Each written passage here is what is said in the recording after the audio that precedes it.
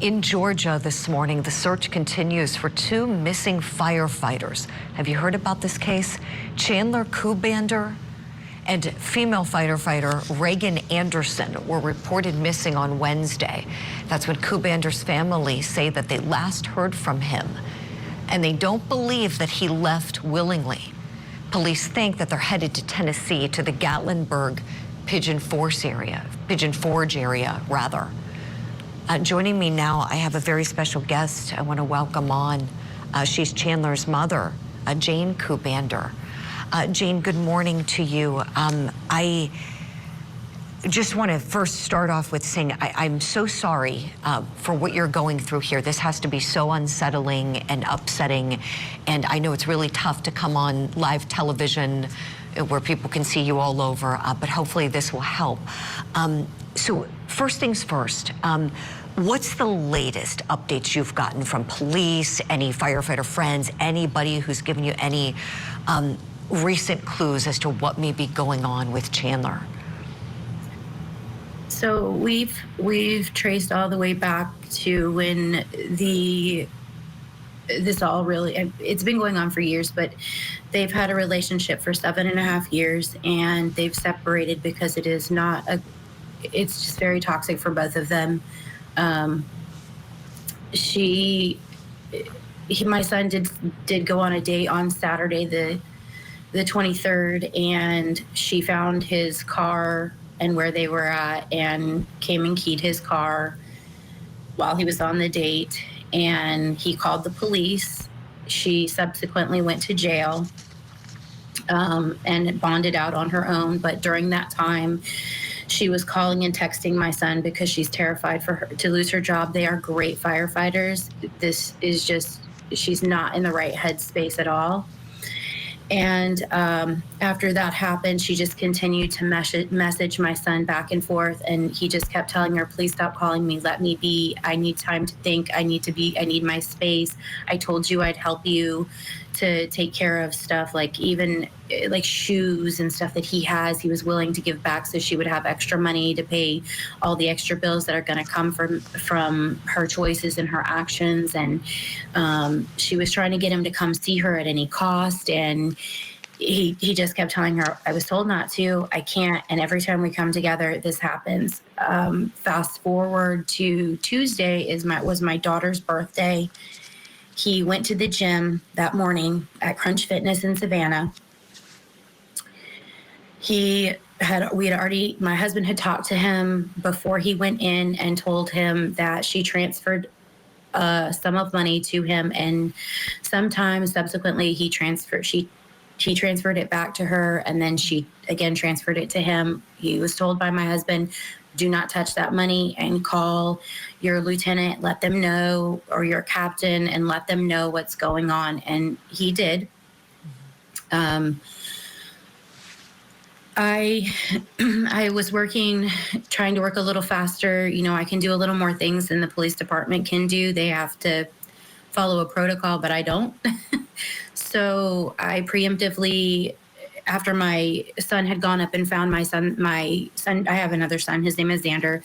Xander had gone up to get the car, and I apologize. I have dogs, and it's okay. I've got animals too in my house. I know. I'm sure this is upsetting for the animals too. I mean, let's be honest. They sense things. They sense that you're upset, I'm sure.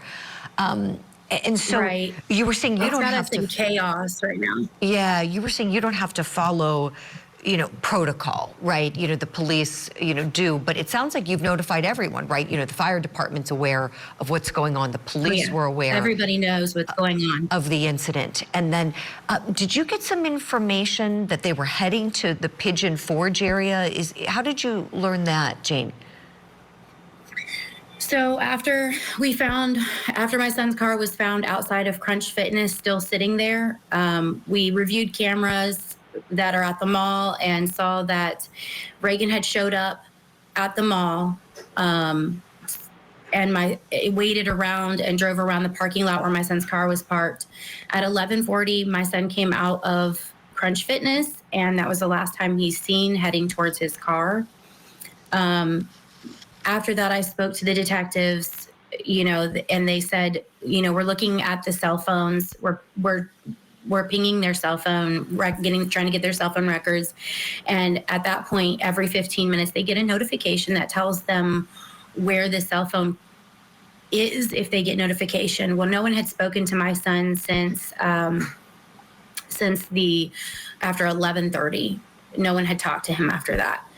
So the next time my son's cell phone gave an alert was at 4:30 in South Carolina, when they were, well, it doesn't show my son in the video they have, but she was getting gas at a gas station, and his cell phone is the one that went off. It almost sounds like he was calling her from inside the gas station, maybe to ask her if she wanted something.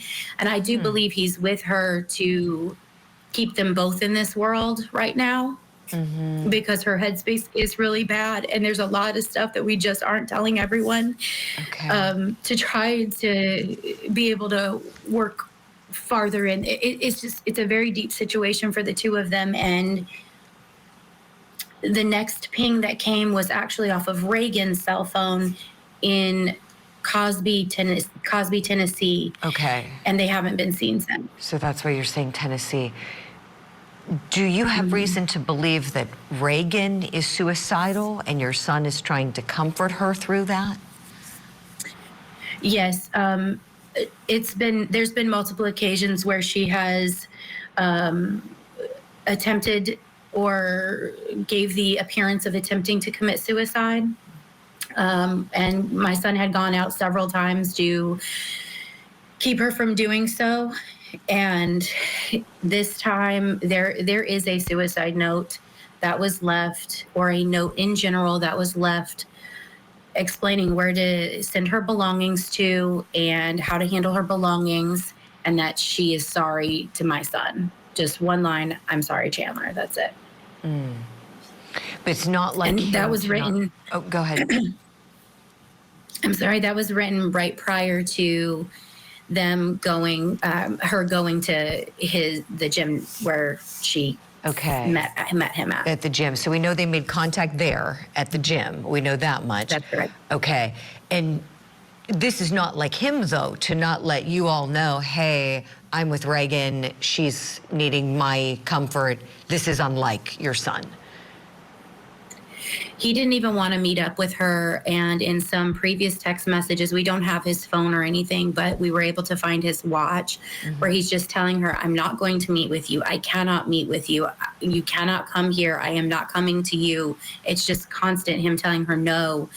And he's very much a creature of habit, and all of this media attention, he's going to be so upset and so embarrassed, because he's a private human being. And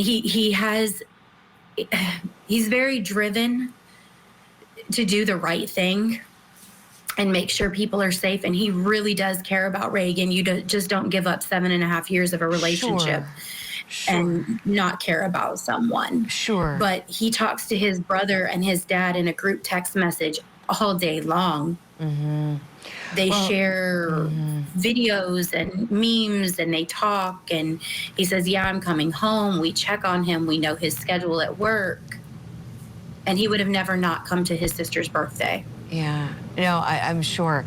And, I don't know Raegan and Chandler, your son. He sounds like a wonderful human being. I do know the cycle of domestic violence. I volunteer in that movement.